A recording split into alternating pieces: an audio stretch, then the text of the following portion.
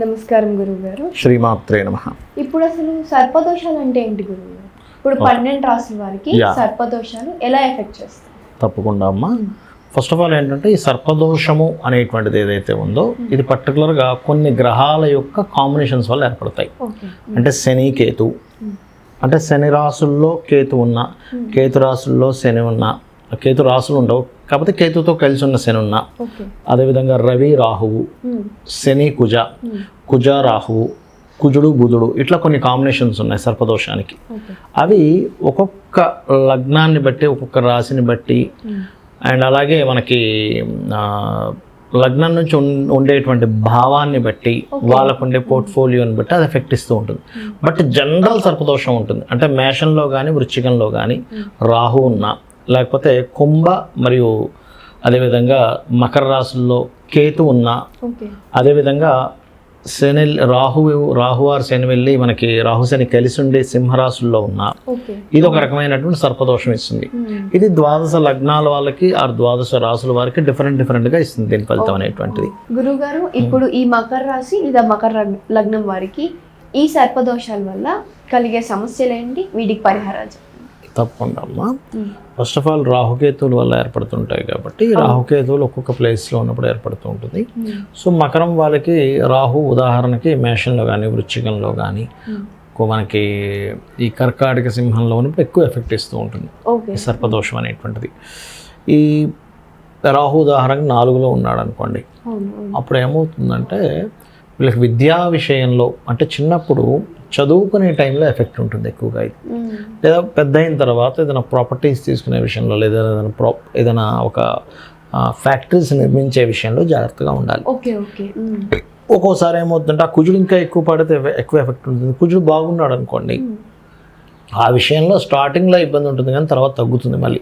అది పర్టికులర్గా పరిశీలన చేసుకోవాలి. దీనికి ఏం చేయాలి అంటే ఏదైనా మీరు సంస్థ పెట్టేటప్పుడు కానీ ఏదైనా చదువు విషయంలో ఇబ్బంది వస్తుందంటే సుబ్రహ్మణ్యేశ్వర స్వామి ఆరాధన, లేకపోతే నృసింహస్వామి ఆరాధన చేసుకోవడం, లేదా దుర్గా అష్టోత్తరం చదువుకోవడం ద్వారా క్లియర్ అవుతుంది.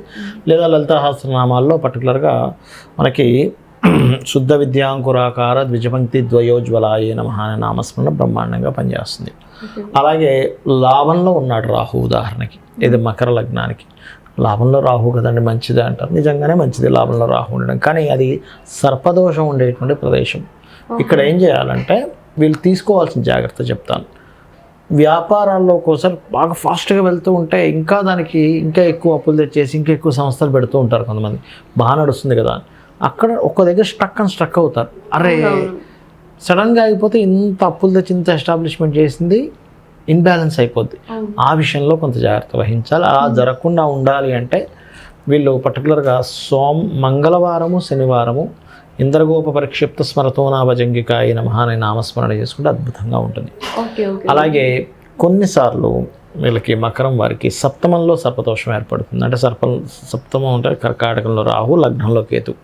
అలాంటప్పుడు ఏమవుతుందంటే వీళ్ళకి 2 విషయాలు. ఒకటి లగ్నంలో కేతు ఉన్నందుకేమో వీళ్ళు చేసే కెరీర్ విషయంలో ఎప్పుడు ఏదో ఒక ఆటంకం, ఏదైనా ఒక ఉద్యోగంలో సెటిల్ అవ్వాలంటే.